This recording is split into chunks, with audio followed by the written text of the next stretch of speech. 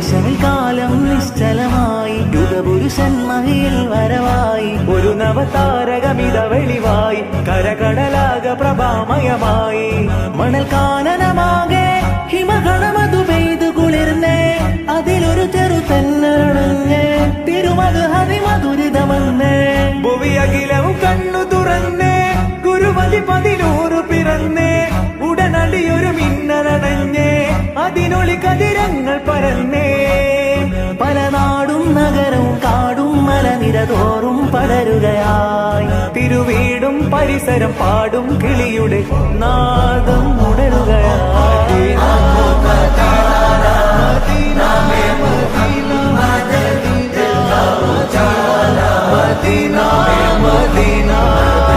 കണ്ണഞ്ചും പോലെ